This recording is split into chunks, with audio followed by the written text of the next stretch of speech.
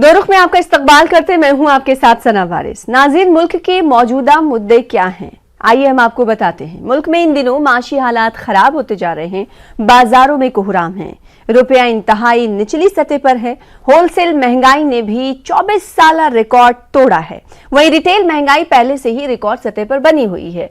ये सरकारी आंकड़े हैं, लेकिन मजमूई तौर पर इन मुद्दों पर बहस इन दिनों आपको कम ही देखने को मिलेंगी। मंदिर और मस्जिद की खबरें इंतहाई तफसील से दिखाई जा रही हैं, जबकि आपके मसाइल यानी अवामी मसाइल से रूगर्दानी की जा रही है। यही वजह है कि अपोजिशन पार्टियां कई तरह के सवाल खड़े कर रही हैं। अखिलेश यादव ने ज्ञानवापी सर्वे की रिपोर्ट लीक होने पर सवाल उठाया और कहा कि आखिरकार वो रिपोर्ट बाहर कैसे आई।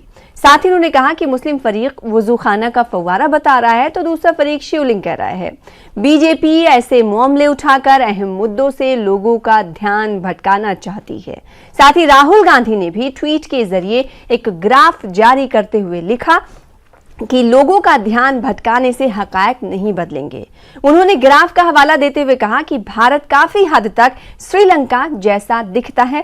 नाज़रीन, श्रीलंका की हालत इस वक्त कैसी है हम सभी को मालूम है, तो अगर हालात भारत के यानी हिंदुस्तान के श्रीलंका जैसे ही हैं तो इसके लिए कौन जिम्मेदार है? ये कई सवाल हैं जो आज हम सरकार से पूछने की कोशिश करेंगे, सरकार के नुमाइंदे से पूछने की कोशिश करेंगे। वहीं आखिर इन तमाम चीजों पर सरकार की नाकामी किन वजूहात की वजह से हो रही है, ये अपोजिशन से हम जानने की और पूछने की कोशिश करेंगे।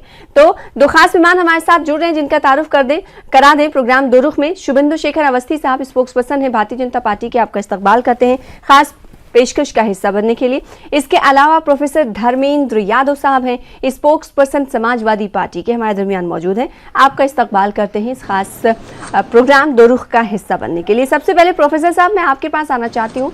आप और आपके मुखिया ने तो कहा है कि असल मुद्दों से ध्यान भटकाने के लिए बीजेपी ऐसे मुद्दों को हवा दे रही है। आखिर ऐसा क्यों लग रहा है कि मौजूदा वक्त में भारतीय जनता पार्टी को कई ऐसे मुद्दे हैं, जरूरी और बुनियादी मुद्दे, अहम मुद्दे हैं जिनसे ध्यान भटकाना वो जरूरी समझते हैं और इसमें कामयाब भी हो रहे हैं ताकि असल मुद्दे सामने ना आ पाए। तो भारतीय जनता पार्टी ऐसा क्यों कर रही है?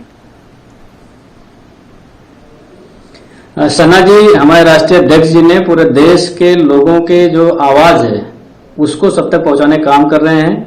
और जो महंगाई का मुद्दा है, इससे ना आप अछूती है, ना मैं अछूता हूं, ना भारतीय जनता पार्टी अछूती है, ना देश का कोई व्यक्ति अछूता है। जिस तरह से पूरे देश में महंगाई बढ़ी है, सामान्य आदमी का जीवन यापन मुश्किल हो रहा है और जिस तरह से कानून व्यवस्था पूरी तरह से ध्वस्त है, उत्तर प्रदेश में खासकर जिस तरह से बेटियों का बलात्कार हो रहा है, जिस तरह से उनकी मासूमों की हत्या हो रही है, एनसीआरबी के आंकड़े रोज चिल्ला रहे हैं कि उत्तर प्रदेश में कानून व्यवस्था की हालत बद से बदतर होती चली जा रही है। छिनैती की घटनाएं हो, चेन स्नेचिंग की घटनाएं हो, मर्डर की घटनाएं हो, आप जिस भी जिले की बात कर लीजिए, गाजियाबाद की बात कर लीजिए, गाजीपुर की बात कर लीजिए, हर एक जिले में अगर अखबार उठाकर देखेंगे तो आपको इस तरह की घटनाएं ही नजर आती है, इसके अलावा कुछ नजर नहीं आता है। इसके अलावा महंगाई सबसे बड़ा मुद्दा है। आपने देखा डीजल पेट्रोल के दाम, जब आप बताइए कि अंतर्राष्ट्रीय बाजार में कच्चा तेल का दाम कम हो रहा है 2014 के मुकाबले आज भी, फिर भी पेट्रोल डीजल इतना महंगा क्यों है? जब डीजल महंगा है तो उससे किसानी पूरी तरह चौपट हो जा रही है। किसान कैसे सिंचाई करेगा, किसान कैसे जुताई करेगा, कैसे किसान बुआई करेगा, मड़ाई करेगा।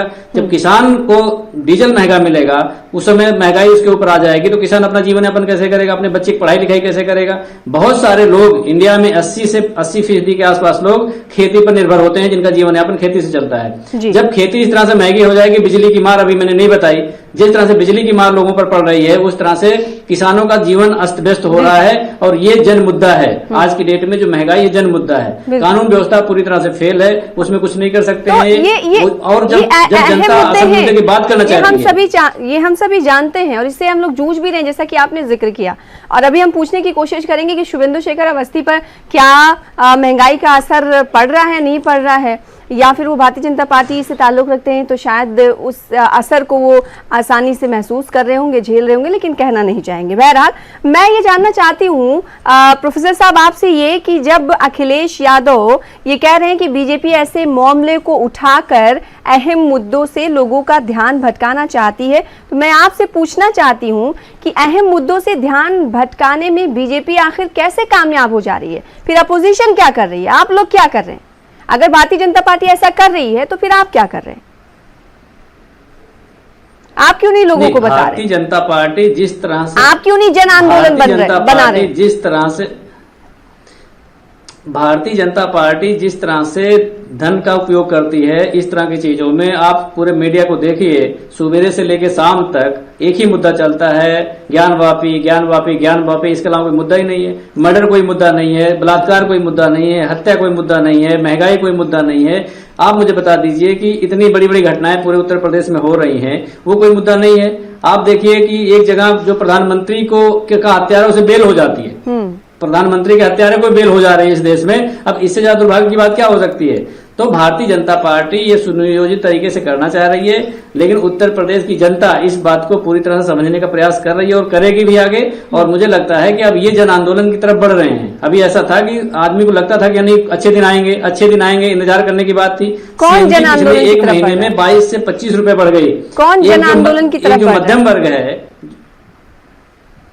उत्तर प्रदेश की जनता और इस देश की जनता आंदोलन जनता जन आंदोलन की तरफ बढ़ी। जनता तो झेल रही है महंगाई की मार, कांग्रेस सड़कों पर है, समाजवादी पार्टी कहाँ है? वही तो मैं पूछना चाह रही हूँ ना आपसे कि अगर मुद्दों को भटका रही है भारतीय जनता पार्टी, तो अपोजिशन का काम है कि मुद्दों को सामने लेकर आना। न्यूज़ 18 उर्दू इस मुद्दे को दिखा रहा है, सैकड़ों हमने डिबेट कर ली होंगे महंगाई पर, उसका हिस्सा शुभेंदु शेखर अवस्थी साहब आप भी रहे हैं कई मर्तबा। मैं चाहती हूँ शुभेंदु शेखर अवस्थी साहब, अहम मुद्दों से ध्यान भटकाने की कोशिश भारतीय जनता पार्टी कर रही है क्या? कुछ देर पहले मैंने गिनवाया कि होलसेल प्राइस इंडेक्स इस वक्त क्या है, रिटेल सतह क्या है महंगाई की, और साथ ही साथ पेट्रोल और डीजल के दाम क्या कुछ कह रहे हैं।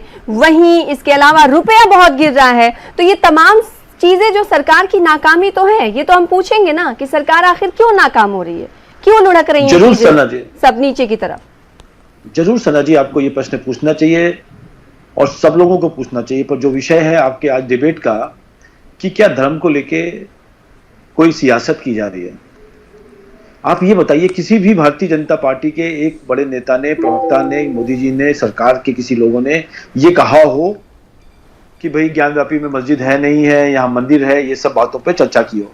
एक मामला जो कोर्ट के अंदर है, कोर्ट ने सर्वे किया है, उसकी रिपोर्ट्स आएंगी और उसकी रिपोर्ट्स के हिसाब से जिनको जैसा कोर्ट डिसाइड करेगा वैसा करना चाहिए।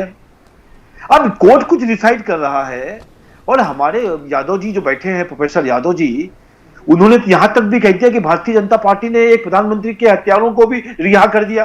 अरे कोर्ट रिहा कर रहा है, उसको भी आप हम पर डालना चाहते हो? साहब कुछ तो समझ के बोलो। कोर्ट ने रिहा किया, कैबिनेट ने दया याचिका, कैबिनेट ने उस प्रदेश की कैबिनेट ने दया याचिका भेजी थी साहब। कुछ नहीं भेजा, कोई कैबिनेट ने भेजी थी, कैबिनेट सरकार होती है। हाँ। डिसीजन कोर्ट के होते हैं। हाँ, तो फिर आप ऐसे कैसे कर रहे हैं? न्यायालय कर रहा है। बिल्कुल देखिए 31 साल के बाद सभी लोगों की दया, हम लोग सरकारें कितने लोगों को बोली जाती है, बहुत सारे लोग बड़े बड़े मर्डरिस्ट होते हैं, कोर्ट उनको भी रिहा कर देती, वो भी आप कर दो, भाजपा वालों ने रिहा करा दिए। तो यादव जी मैं बार बार आपको एक बात कहता हूं कि आप विषय पर ज्ञानवापी मंदिर पे, ज्ञानवापी मंदिर है या मस्जिद है, ये आप और हम तो तय नहीं कर सकते, ना आपकी सपा पार्टी तय करेगी ना भाजपा तय करेगी। कोर्ट में मुकदमा है, कोर्ट जिसको तय कर दे, जैसे सामंजस्य बनाने के लिए। इसीलिए तो हम इस पर बात नहीं कर रहे हैं ना, लेकिन इल्जाम ये लग रहा है कि धर्म की सियासत असल मुद्दों पर भारी दिखाई दे रही है। असल मुद्दे पे सेना जी पीछे छूटे जा रहे हैं। मैं हर मुद्दे, आप जिस मुद्दे पर हमसे बात करोगे, अभी बता रहे थे कि क्या हो रहा है श्रीलंका, ऐसा हो रहा है। 9.7 जीडीपी है हमारी, और जब पूरा देश कोरोना के बाद पूरे विश्व पूरा का पूरा इकोनॉमी डूब गई, लोगों के पास रिजर्व था वो खत्म हो गया, वहां पर 9.7 जीडीपी है। और कल की तो मैं एक रिपोर्ट और देख रहा था सना जी कि 580 टन जो रिजर्व सोना था वो बढ़ के 780 टन हो गया है। मतलब ये कौन सी रिपोर्ट का जिक्र कर रहे हैं, बताते जाइएगा। मैं बताता रहा हूं, कल एक रिपोर्ट में चेक कर रहा था जिसमें भारत का जो गोल्ड रिजर्व है 580 मैट्रिक टन से बढ़ के 720 मैट्रिक टन हुआ है। मैं ये बताना चाहता हूं हर जगह के ऊपर विदेशी कर्जा भी बता, विदेशी कर्जा, हम सब चीज होता है। मैं आपको बता रहा हूं, उसी चीज के लिए बता रहा हूं। आज किसी जगह पे भी जाइए, जो भी रोड जाइए, आज जो हम लोग 42 लाख करोड़ का बजट बना रहे हैं, जो 24 लाख करोड़ का था लगभग डबल लेके आ गए। पूरी कंट्री के कंट्री हाईवे से लेके फ्लाइट से लेके डेवलपमेंट में जुड़ रहे हैं, जिससे बेरोजगारी और हाँ, लोगों अरे को काम, छोटे रोजगार छीन रहे हैं हर हाथ सर, को काम। छोटे रोजगार छीन रहे हैं। शुभेंदु शेखर अवस्थी साहब, जमीन आम आदमी की भी बात करिए ना। अभी तो हम बात ये कर रहे हैं असल मुद्दों की। असल मुद्दे क्या है? महंगाई। असल मुद्दे हैं कि होलसेल प्राइस इंडेक्स कहाँ जा रहा है। असल मुद्दे हैं कि रिटेल महंगाई कहाँ पर है। असल मुद्दे हैं कि पैसा लुढ़क रहा है। असल मुद्दे ये हैं कि बाजारों में हलचल मची हुई है। हलचल नहीं अभी से कहेंगे, अभी से कोहराम कहेंगे। आप सुनिए, अच्छा सुनो सना जी, आज तक आप डिबेट कर रहे हो तो मैं आपको इससे पूछना चाहता हूं, शायद यादव जी जवाब दे दे इसका। आज तक इतना कभी एक्सपोर्ट हुआ था? नहीं हुआ। आज तक हमेशा यही होता था कि एक्सपोर्ट बहुत कम है, इंपोर्ट बहुत ज्यादा होता है। और ये सब चीजें भारत को एक अच्छे डायरेक्शन पे लेके जा रहे हैं। मैं बार बार मानता हूं महंगाई होगी है, बोलिए ना है। मैं होगी क्या हूं है? 15.4% महंगाई होगी। किसी और दुनिया की बात नहीं कर रहे हैं ना शुभेंदु शेखर साहब। अब मेरी पूरी बात तो सुन लो सना जी। मैंने बात क्या कही? महंगाई भी है, मैं नहीं कह रहा महंगाई कम हो गई, पर 2 साल के बाद जिस तरीके से हम कोविड से निकले हैं और जिस तरीके से कंट्री को लेके आगे जा रहे हैं, मेरे को लगता है कि हम सब इन सब चीजों से निकल जाएंगे। ऑयल एक मेजर चीज है, हमने उसका अल्टरनेट अरेंजमेंट कर दिया। हमने इलेक्ट्रॉनिक व्हीकल चालू हो गई, बैटरी व्हीकल चालू हो गई, हाइड्रोजन गैस से व्हीकल चल रही हैं, और अभी आने वाले समय में सोलर ग्रिड के लिए ट्रांसफॉर्मेशन कर दिया गया। परंतु ये सब समय को जब एक ट्रेन एक गाड़ी बहुत गलत तरीके में जा रही है किसी रास्ते में, और वहां पर उसको यदि उस गड्ढे पे जाने से रोकने के लिए बहुत ताकत लगानी पड़ती, वो रोका है, वापस निकाला है और इकोनॉमी को लाइन पे लेके आए। और लास्ट में 2 साल हमने कोरोना का पीरियड है, 1 साल पहले आपने इसी समय पर कोरोना की मार से पूरा भारत जूझ रहा था। पर आज 1 साल के बाद जब पूरा भारत के अंदर 190 करोड़ लोगों को 190 करोड़ वैक्सीनेशन हो गया है, देश स्वस्थ हो गया है, हम आज वापस लड़ाई लड़ने को तैयार हैं। मैं ये नहीं कह रहा कि सब चीजें बिल्कुल ठीक हो जाएंगी, पर लड़ने के लिए आपके आज से कुछ दिन पहले, 1.5 महीने पहले आपके चैनल पे मैंने कहा था कि आने वाले समय में 2 से 6 महीने के अंदर ये सब चीजें खत्म होंगी। यूक्रेन की लड़ाई हो गई, अब इसमें भी भाजपा ने लड़ाया होगा। भाजपा की पॉलिसी ऐसी होगी कि यूक्रेन यूएसए और रशिया चुनाव होने को कहते हैं ये लड़ाई हो जाए, पर नहीं, ऐसा नहीं है। हम अपने से बेस्ट करने की कोशिश कर रहे हैं। समस्याएं हैं भारत के अंदर, होंगी भी, और हम उसको खत्म भी करेंगे। परंतु जो लोग बैठे हुए हैं सियासत करने के लिए, आपने पूछा अभी इनके साथ, हम एक पैसा जब 52 रुपए से 52.5 रुपए होता था ना, तो पूरे देश के अंदर हम आंदोलन करते थे कि पैसा डिवैल्यूएट कैसे हो गया। आंदोलन क्यों नहीं खड़ा होता? प्रोफेसर धर्मेंद्र साहब, वो ये आपको सिखा रहे हैं सत्ता में रहकर अपोजिशन को विपक्ष कैसा होता है इनको। ये भारतीय जनता पार्टी कैसी रहा करती थी अपोजिशन में, ये सब हम लोग भी देखते थे। मीडिया चैनल्स भी कवर करते थे। अभी आप ये कहेंगे, मीडिया पर इल्जाम लगाएंगे कवर नहीं करते, लेकिन ये बात भी सच है कि उतना जोर नहीं रहा है अभी अपोजिशन में। अगर इन मुद्दों को कवर नहीं करते तो आज हमारे साथ आप होते नहीं, आज इस डिबेट का हिस्सा आप नहीं होते। हम भी बात ज्ञानवापी मस्जिद पर ही कर रहे होते। जन आंदोलन की बात मैंने पहले आपसे कही थी, वही बात ये कह रहे हैं कि अगर इस तरह पैसा लुढ़कता है, यानी इसमें एक नाज़रीन एक बात और छुपी है कि भारतीय जनता पार्टी ये मान रही है कि इस वक्त जो स्थिति है या फिर जो हालात बने हुए हैं, पैसा लुढ़क रहा है, अगर ऐसा वो अपोजिशन में होते तो वो जीने नहीं देते सरकार को। प्रोफेसर धर्मेंद्र साहब, लोकतंत्र है भाई। सना जी, शुभेंदु जी ने बड़ी चतुराई सारी बातें कही। मैं एक सिंपल बात पूछना चाह रहा हूँ अपने चैनल के माध्यम से। किसी देश में सोने का भंडार बढ़ रहा है, किसी देश में महंगाई नहीं है, किसी देश में बहुत सारे पावर सेक्टर में काम हो गए हैं, तो आप मुझे बता दीजिए कि उस देश में भुखमरी इंडेक्स कैसे बढ़ जाता है। मतलब भारत आज ऐसी स्थिति में है जो बांग्लादेश, पाकिस्तान, नेपाल जैसे देशों से भी भुखमरी में आगे जा रहा है। इसका क्या कारण हो सकता है? शुभेंदु जी मेरे बात के बाद बता देंगे, जवाब दे। दूसरी बात ये कह रहे हैं कि जो पावर सेक्टर की बात कर रहे हैं, उत्तर प्रदेश का आंकड़ा मेरे पास है। उत्तर प्रदेश में जब समाजवादी पार्टी की सरकार थी तो 1300 मेगावाट बिजली का उत्पादन होता था 2012 में। 5 सालों के अंदर 2017 तक हम लोगों ने 21,000 मेगावाट बिजली का उत्पादन किया, 7,000 मेगावाट बिजली का उत्पादन बढ़ाया। भारतीय जनता पार्टी के प्रवक्ता हैं, इनको जानकारी होगी कि पिछले 5 साल के टेन्योर में और इस बार जो 2-3 महीने निकल गया है, इसमें क्या इन्होंने एक भी पावर स्टेशन लगाया है? एक भी पावर स्टेशन अगर लगाए हो तो उसका नाम आपके चैनल पर बता देंगे, प्रदेश के लोग और देश के लोग जान जाएंगे कि पावर सेक्टर में इन्होंने एक काम किया है। इन्होंने जो काम किया है वो अखबारों में किया है, फ्रंट पेज पर एडवर्टाइजमेंट निकालने का काम किया है कि हम इस सेक्टर में ये काम कर रहे हैं, इस सेक्टर ये काम कर रहे हैं। कानून व्यवस्था की स्थिति मैंने आपको बता दी। नहीं, उस सवाल का भी जवाब दीजिए। हर कोई जानता है। अवस्थी साहब ये कह रहे हैं कि हमारे अगर हम अपोजिशन में होते और अभी जो मौजूदा हालात हैं मुल्क के, तो हम चैन से सोने नहीं देते सरकार को। ये बहुत बड़ी बात हो गई कि इसमें एक और चीज पिनहा जिसका मैंने जिक्र कुछ देर पहले किया कि सरकार ये मान रही है कि मौजूदा हालात खराब है, यानी शिवेंद्र साहब मान रहे हैं और आपको तो ये रास्ता दिखा रहे हैं, लेकिन आप सड़कों पर नहीं दिखाई दे रहे हैं।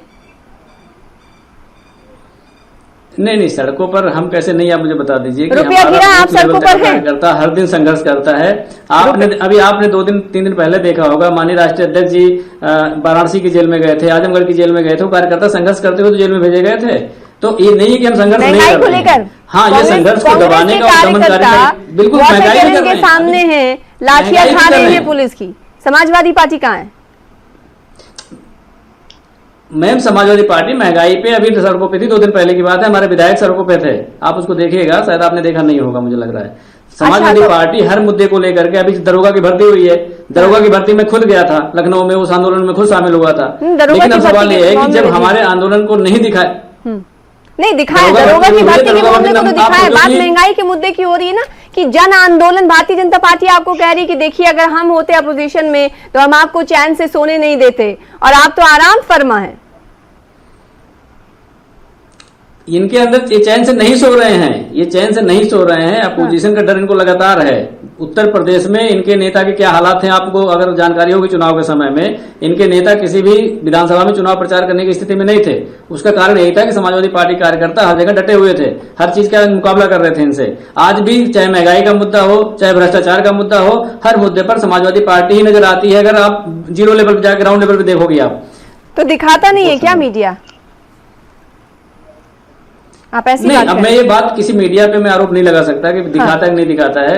बहुत सारे मीडिया चैनल दिखाते भी हैं, बहुत सारे नहीं दिखाते हैं। प्रोफेसर धर्मेंद्र साहब, ये बात अलग है कि जो मेन स्ट्रीम मीडिया है, जो मेन स्ट्रीम मीडिया है उसको मुद्दों में ज्यादा इंटरेस्ट नहीं है। जो मतलब जनता के मुद्दे हैं, जो बेसिक मुद्दे हैं, उसमें ज्यादा इंटरेस्ट नहीं है। बहुत सारे लोग इसी तरह इसी इंटरेस्ट में काम करते हैं।